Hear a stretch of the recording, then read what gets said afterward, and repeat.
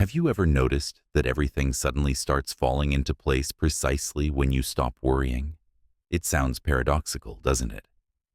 Indeed, our whole lives we've been told, set goals, fight, achieve. But what if the truth is the opposite?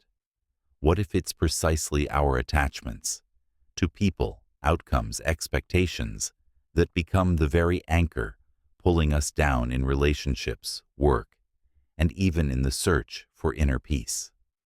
Carl Jung, a genius of psychology, revealed an uncomfortable truth for many. The more desperately you cling to control, the faster life slips through your fingers. And today, we'll explore why the ability to let go is perhaps the only path to true freedom. Stay until the end.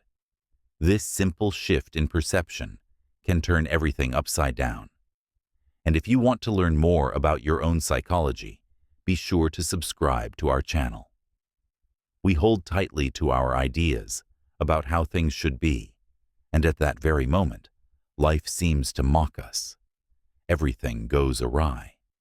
Attachment, which theoretically should provide a sense of stability, in reality, more often turns into a source of constant anxiety. The secret is, one only needs to unclench their fists, and the world seems to breathe a sigh of relief. Jung spoke plainly about this. What you pursue runs away. What you accept transforms. We live in a society that cultivates a perpetual race, where peace is always somewhere out there, beyond the next milestone. But it's precisely this neurotic need to control everything that hinders real change. This isn't about simply folding our hands and drifting along. It's about a much subtler transition, from a mode of constant tension to a state of conscious observation. Jung, studying the mysteries of the human psyche, discovered an important law. As long as we are obsessed with our fantasies, ideal images of partners, brilliant careers, a happy future, we don't see what's really happening inside us. Of course, wanting success is natural. The trouble begins when our entire identity becomes tied to the outcome. If I am my job title, my relationships, or my achievements, then any failure is perceived as an existential threat. Hence this perpetual fear, this gnawing anxiety, this frantic attempt to control every aspect of life. Jung called this the ego's meticulous attempt to preserve its illusions. Real change doesn't happen when we beat against the wall with our last strength, but when we finally stop resisting the natural flow of things, not out of weakness, but out of insight. To let go doesn't mean to give up. It means allowing something new to happen, something that doesn't depend solely on our will. It's an act of trust in that unseen wisdom that guides the current of our lives. And when this happens genuinely, chaos suddenly finds meaning. Opportunities arrive on their own without exhausting pursuit, and the perpetual anxiety is replaced by a strange feeling, as if you are finally present in your own life. Letting go isn't rejecting a dream, but rejecting the obsessive idea that everything must be exactly as you planned. It's an exit from the prison of our own I musts and an entry into the spacious room of awareness. But what if it's not about the person to whom we are attached, but about what we've invested in them? Jung was categorical. We almost never cling to another person. We cling to our projections, to the hope that they will give us the validation, the love, the salvation we so desperately lack. We cast people in roles they never even agreed to play. What we don't want to see in ourselves, we seek with astonishing persistence in others, sometimes idealizing, sometimes demonizing them. It is precisely in this distorted mirror that painful attachment is born. Our ego tries to turn the external world into its extension, to possess it like a child possesses toys. The fear of being unwanted masquerades as a manic drive for success, the hunger for love as a painful dependence on relationships. What we perceive as high aspirations often turns out to be merely an attempt to plug some internal hole, but no one can eternally fulfill an imposed role. When illusions shatter, only bitter disappointment remains. Jung saw this as a defense mechanism of the psyche. It's far easier to blame others than to face those parts of ourselves we so diligently hide. Yet, when we finally recognize our projections, a miracle happens. Reality begins to change. The other person ceases to be a screen for our fantasies and becomes simply a human being, with their own virtues and flaws. The process of parting with illusions is painful, but brings incredible relief. It's the beginning of honest relationships, primarily with oneself. When you stop chasing what you think will make you whole, a paradox occurs. You suddenly find yourself closer to yourself than ever before. And then, without extra effort, almost magically, everything truly begins to fall into place. When we stop trying to dominate everything, a space opens within us for more conscious presence. In this state, connection with the world is built not on possession, but on genuine intimacy. But what happens when our illusions crumble? The ego panics and starts desperately clinging to what is inherently uncontrollable. Here, it's important to feel the subtle but crucial difference between having an inner direction and the obsessive need to control every step. The former is born from harmony with oneself, the latter from fear skillfully disguised as competence. We make plans, try to anticipate all possible scenarios, as if this could guarantee our safety. But in reality, such hyper-control is merely the ego's attempt to avoid the inevitable. Life's unpredictability. Jung stated that neurosis, in his view, always becomes a substitute for genuine experience. In this sense, control acts like an anesthetic. Instead of feeling, we load the mind with strategies. Instead of facing our vulnerability, we hide behind routines, goals, and promises, as if total surveillance over every aspect of existence could protect us from the pain of simply being human. But controlling is not living. It means existing in an artificial capsule where we voluntarily sacrifice spontaneity for illusory stability. Yet it is spontaneity that gives life its color, freshness, and authenticity. Without it, relationships turn into mechanical rituals, work into tedious drudgery, and even the busiest day loses its fullness. The inflated ego sacredly believes it must and can handle everything. It stubbornly insists that there is a single correct way to live, an ideal model of being, and any deviation from this template triggers guilt, anxiety, and self-criticism. The mind falls into hyperactivity, like an overloaded operating system running dozens of programs simultaneously. Mental and emotional exhaustion, in this case, is not weakness, but the logical outcome of such an existence. Deep down, the controller is a defense against surrender, against capitulation. But surrendering here doesn't mean giving up. It means acknowledging that forces exist, both within us and in life itself, that do not obey our will. Jung saw the unconscious as a living, autonomous system actively participating in the creation of our reality.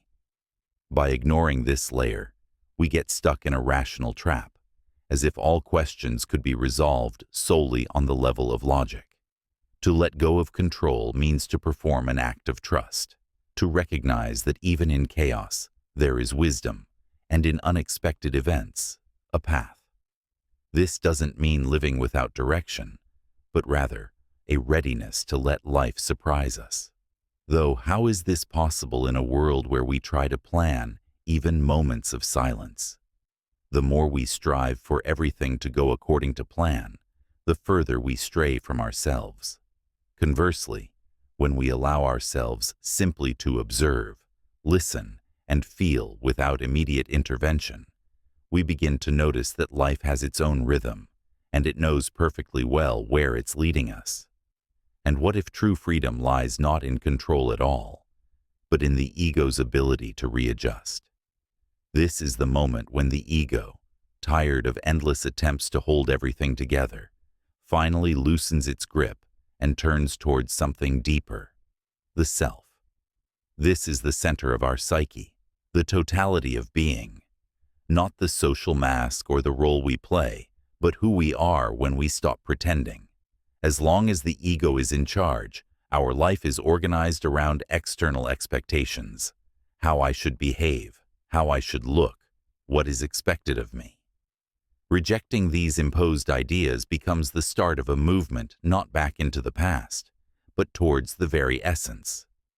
Jung called this process individuation, becoming who we truly are, through the integration of the conscious and the unconscious. This path begins with small breakthroughs, when you stop reacting according to an old pattern, when you realize you no longer have to maintain a certain role, when, after a breakup, you don't immediately rush to fill the void but stay with it, one-on-one. These moments of letting go become portals. They don't promise instant comfort, but they open a space for authenticity. True surrender begins when the ego recognizes its limits. When it understands, it doesn't need to control everything and know all the answers. It is precisely then that something quiet awakens within us, the self. It doesn't impose, doesn't shout. It guides us with clear simplicity. Its prompts come not from logic, but from inner resonance, from what makes sense, even if we can't immediately explain it.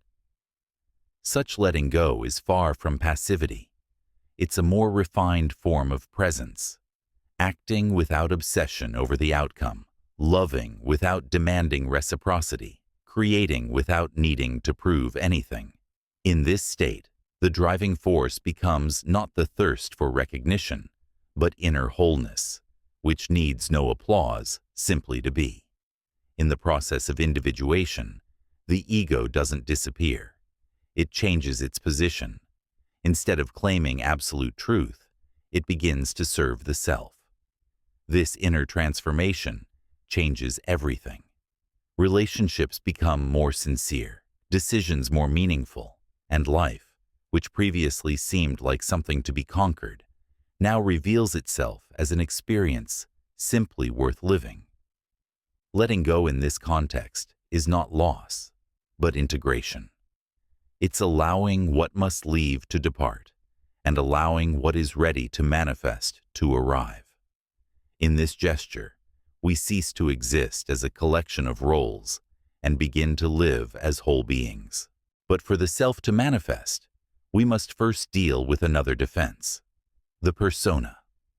The persona, one of the key concepts in Jungian psychology, represents the social mask we wear to be accepted. It's necessary as we live in society. The problem begins when we identify with it too much and start living for the image, not the truth. Being strong, spiritual, successful, perfect. All these labels may sound noble, but they demand a huge price. Constant vigilance, fatigue from the game, and worst of all, alienation from oneself. For it's impossible to be whole when most of your time is spent maintaining a role. Jung viewed the persona as a necessary but limited tool, a bridge between the inner and outer worlds. The problem arises when we forget there's something more behind it, when attachment to the image becomes so strong that any threat to its destruction evokes fear, anger, a defensive reaction. At this point, we are no longer living. We are managing impressions. Liberation begins when we realize we don't need to maintain any constant story about ourselves. We can make mistakes, change our minds, be contradictory. We don't have to be consistent with who we were yesterday. It's enough to be honest with what we feel now. It is from this place that authenticity is born. even if not everyone likes it. Letting go of the persona is a radical step. It requires the courage to appear without armor, to allow oneself to be oneself, even if it shatters the image we've spent years building. But it is precisely this gesture that liberates. It's like stepping off a poorly acted stage and finally taking a deep breath, becoming the author of your own words. Jung expressed this accurately. Who looks outside, dreams. Who looks inside, awakes. Attachment to the image is a kind of waking dream, the belief that we are only what we show. Awakening occurs when we acknowledge the complexity that the persona cannot contain. And in this acknowledgement, real life begins. And behind this mask hides what we fear to see, the shadow. Freedom is frightening, although many desire it. But few are ready to look at it honestly, because being free means having no shelter. Not in people, not in roles, not in promises. It means taking responsibility, even for those parts we don't want to see. This is where the shadow resides. According to Jung, the shadow comprises the repressed aspects of our psyche, everything we reject or ignore. It's not necessarily something bad, but rather what was hidden, because it didn't fit our ideal image. The more we deny this part, the more power it gains. A person who says they want freedom often fears what might come with it: emptiness, silence, lack of support. Therefore, they cling to another person, a job, or an idealized future, not out of love, but out of fear of what will happen when everything they relied on disappears. To let go means not only to get rid of the external, but also to look within oneself. What remains when a desire proves unfulfilled? What happens when relationships end, plans fail? It is precisely in this empty space that the shadow appears. And it doesn't arrive gently. Sometimes it manifests as anger, envy, deep sadness, feelings we don't want to acknowledge. But courage is needed to go through this experience without embellishment. Jung said that there is no enlightenment without confronting the darkness of the soul. It is in this process that transformation occurs. When we stop fearing the shadow, it stops controlling us. We begin to accept these forgotten parts, need, fear, vulnerability, as genuine aspects of ourselves, not to succumb to them, but to integrate them. Letting go ceases to be merely a gesture of freeing another person and becomes an encounter with what we were taught to reject. The shadow is not what prevents us from living, but what we must embrace to live fully. And only those who traverse this inner space can experience freedom independent of anything but themselves. The shadow manifests where we least expect it, in connections we call love. Often we confuse love with need. The line between wanting to be with someone and fearing being without them can be thin, but it matters. Jung said that true love begins where projection ends. As long as we are attached to what the other person represents, we cannot see them as they are, and often we don't see ourselves either. In the beginning of a relationship, it's natural to idealize a partner, mistaking our expectations for feelings. We project our need for emotional support and security onto the other person and inadvertently create dependence. The other person ceases to be an individual and becomes a role. At this point, we might perceive them not with tenderness or closeness, but with fear disguised as love, fear of loss, of inadequacy. The other person must be near so I can feel okay, and if they leave, I fall apart. But love that needs to bind is not love, but need. When we release these bonds, the truth remains that we genuinely love this person, but we also used them as a shield against those parts of ourselves we hadn't yet accepted. Letting go doesn't mean ceasing to love. It's the beginning of love in a purer form, It's allowing the other person to exist without needing to occupy a permanent place in our lives. It's loving without possessing. It's relating to a real person, not the projection we superimposed on them. This requires maturity, accepting that the other person is free, that they can change, that they can leave, and despite this, deserve our respect. It also requires inner reorganization. Instead of seeking completeness in another, we find within ourselves the foundation upon which to love without losing ourselves. Love that doesn't require possession isn't cold or distant. On the contrary, it's more present because it's not fueled by fear. It's when we don't erase ourselves. It's coexistence without dissolving into one another. Sharing one's fullness begins when projection ends. This is the moment when true connection starts. A meeting of two consciousnesses that neither cancel nor merge, but recognize each other. That is why they can love freely. However, maintaining this mask and these dependencies requires a lot of energy. A moment comes when the attempt to hold everything together simply fails. The image created to meet expectations begins to crumble. The strength that previously seemed like a result of control turns into a burden, and the fatigue, which seemed physical, shows that the ego is exhausted. This exhaustion is not laziness or weakness. It's a quiet scream from the subconscious, a pause, as if something inside says, "I can't pretend anymore." And it is precisely then that the true I begins to emerge, not with ecstasy, but with a peculiar calm that comes when something ends.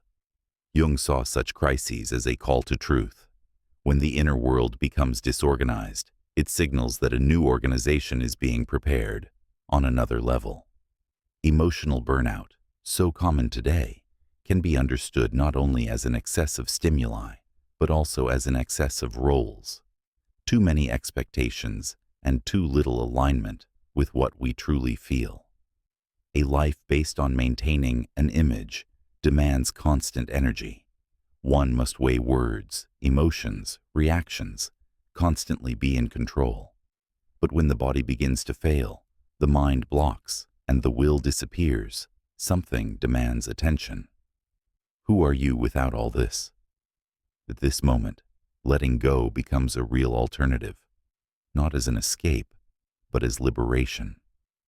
Then you understand that you no longer need to force anything, no need to prove your worth. You can stop and not disappear. On the contrary, you will begin to manifest more truly. The ego resists this, afraid that without effort, everything will collapse. But surrendering to being is not refusal, but a kind of psychological wisdom. It's acknowledging that there is a limit, and forcing past it leads only to emptiness. Jung knew that an ignored psyche creates symptoms, but if listened to, it opens a path. Fatigue from the mask is an invitation to pause, to ask yourself what truly matters, and to admit that sometimes you just need to rest, shed the burden of representation, and allow something authentic to emerge in that pause. When the mask falls, a pain remains that few speak of, the bitterness of losing who we never were. Much is said about letting go as freedom, but little about the pain it brings. Letting go is also a kind of death, not physical, but symbolic, and sometimes just as intense. Letting go of an idea, a relationship, a projection of the future. This is experiencing grief because it didn't come true. And this grief is real. Jung understood suffering not as a mistake to be eliminated, but as a necessary process of transformation. Without death, there is no rebirth. This applies to both external and internal cycles. When something must go, a plan that didn't work, a love that didn't last, an identity that no longer functions, every rupture, even a necessary one, brings pain. Letting go in this context is not a cold, rational decision, but a deep emotional process that often leads us into places of silence, doubt, and vulnerability. Emptiness arises when what we based ourselves on ceases to exist. And although this emptiness is frightening, it can also be fertile. It is precisely in this emptiness that contradictory feelings appear: relief and sadness, freedom and loneliness, courage and fear. All this is part of the psychological grief, not only from the loss itself, but also from the image we maintained, from the idea of how everything should have been. The inner script that now remains unfulfilled causes the ego to suffer. It seeks answers, meaning, understanding. Why did it fail? But the self operates on a different logic, less linear. Sometimes, what doesn't come true is exactly what directs us inward, to reassess values, to rebuild foundations, to interrupt a plan that is no longer ours, though it still feels familiar. Respecting this grief is as important as letting it go, because only by passing through the pain, without denying its existence, can we truly transform. One shouldn't cling to suffering, but neither should one ignore it. Consciously experienced suffering has its time, and it is during this time that something matures. Letting go, yes. It is also a lesson in dealing with invisible losses, those that leave no concrete traces but deeply wound the soul. It is in this unnoticed wound that new life gradually begins to awaken, not as a promise, but as a possibility. When what bound us finally dissolves, something interesting happens. The world doesn't end. On the contrary, it begins to rearrange itself. Silence, which used to be frightening, becomes fertile, and emptiness, which caused fear, turns out to be space. It is precisely in this space that things begin to sprout that couldn't be born, while everything was occupied by control, expectations, and noise. It's like opening a window after years of being closed. Dust dances in the light. The air changes. At first, it's a strange, yet calm, uncomfortable feeling. But over time, breathing comes, and with it, presence. The mind stops chasing and finally starts listening. Listening to the body, to time, to subtle sensations. Imagine a person who spent years in a relationship where there was no real exchange, staying out of fear, attachment, or habit. When this person finally lets go, not just of the other, but also of the illusion that things should continue, silence and emptiness arrive. But soon, space appears, and in this space, they return to creativity. Start writing, cooking without compulsion, want to go for a walk, listen to music in the dark. This return to creativity isn't as a task, but as self-expression. Jung spoke of psychic energy that is recovered when we stop feeding the ego. Everything we previously invested in maintaining the mask, controlling the future, and resisting the present becomes available. This energy must go somewhere, and that's precisely when creativity is born, not just artistic, but also existential. Creativity isn't just painting a picture or writing a poem. It's the reorganization of one's own life, changing the habitual rhythm, transforming experienced suffering into practical wisdom. Creativity begins where you stop reacting and start consciously choosing. This happens only when space appears. It is precisely in this space that intuition begins to speak louder. Previously suppressed by fears, it now sounds clearer. You start noticing connections where before you only saw problems. Ideas come spontaneously. Answers arrive without effort. You stop thinking to find and start feeling to see. Time also changes. The day no longer resembles a battlefield. You slow down, not out of laziness, but from inner alignment. Decisions become easier because you are no longer trying to prove anything. And interestingly, Things that previously seemed unattainable begin to come to you on their own, not through magic, but because you stopped obstructing them. Imagine an artist who is blocked. They demand something genius from themselves that they cannot create.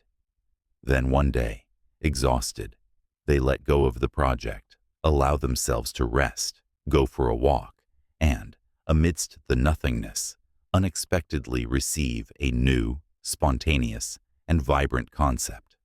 This is the power of letting go. When you release what isn't true, space appears for it to be born. This state of free creativity and connection with the self is the opposite of the ego's logic. The ego strives for control and guaranteed results, whereas the self seeks the expression of truth and harmony.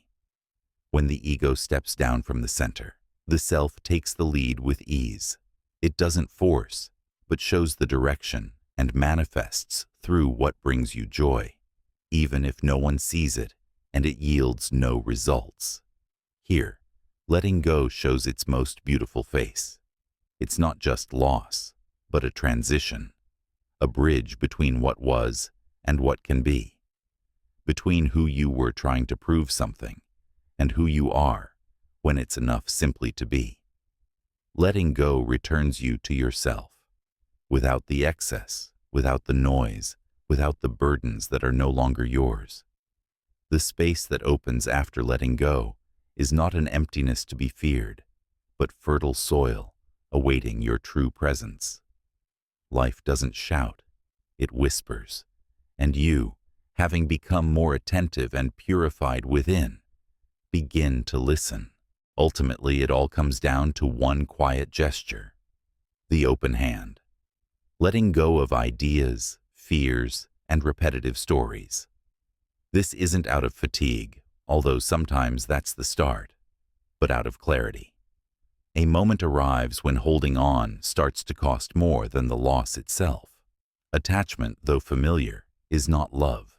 It is born of fear, lack, and the attempt to keep something alive that, perhaps, has already fulfilled its role. To love means to allow another to exist, to allow life to flow, even if it doesn't meet our expectations. Control, in turn, is not a sign of strength. It's just a more sophisticated form of resistance. The ego tries to force reality to submit to its desires, but life, according to this logic, is a life of constant tension and conflict with the present, and no soul can endure that for too long. Jung knew that healing doesn't happen when we forcibly change something, but when we accept what is, when we stop fighting with life and start listening to it, when we abandon the chase for what should be and bravely look at what already is. Acceptance is not refusal. It's opening the door through which true transformation arrives. Now, perhaps the most important question: what are you still holding on to? What image, what identity, what expectation still occupies space within you and blocks the arrival of the new? What will happen if you let it go? Letting go will be a risk, but holding on is too. Often remaining imprisoned is more dangerous than the fear of change, because we are here not to play a role, but to live.